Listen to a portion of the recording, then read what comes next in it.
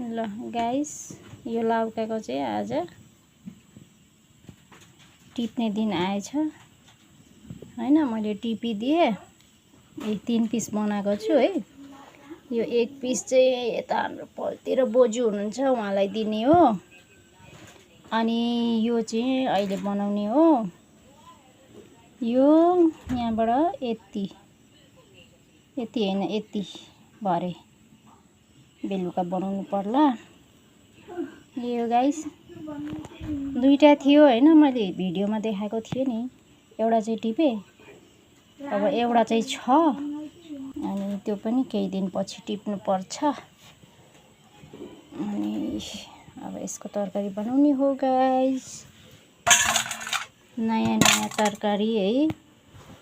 हाम्रो यहाँतिरको हेर्नु न कटारी कस्तो हुन्छ। चक्कु है, चक्कु के भन्छ यसलाई, छुरी त होइन, यो हामीले यहाँ चाहिँ चक्कु भन्छ। लास्टै धार हुन्छ गाइस यो चाहिँ।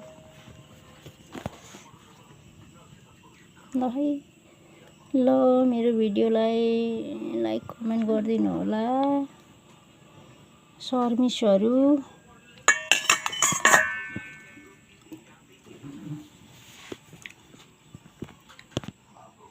कति मजाको ठिक्क खाने लायकको भएको रहेछ।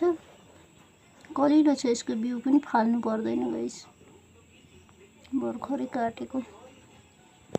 अनि यता काँक्रो पनि काटेको थियो अघि गाइस।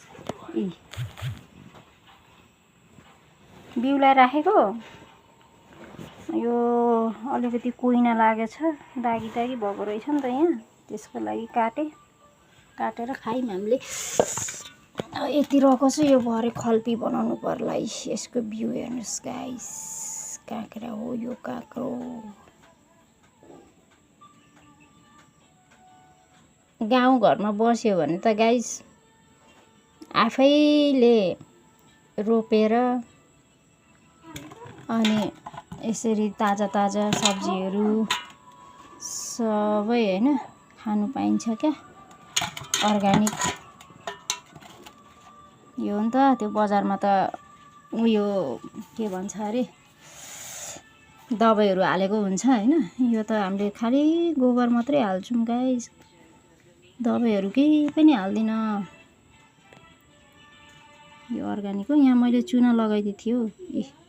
चुनाले क्रस गरिदिएको भएन, कुहिएर। यहाँ कुहिएको छैन कि, तर अलिकति दागी लागेर मैले टिपिदिएको है गाइस। अनि अब यो लौका चाहिँ काटेर सब्जी बनाउने हो। यो काँक्रो चाहिँ भरे अचार खल्पी बनाउने हो। ल है, बाई बाई। सबैजनाले हेरिदिनु होला भिडियो। मन परेमा कमेन्ट पनि गरिदिनु होला है।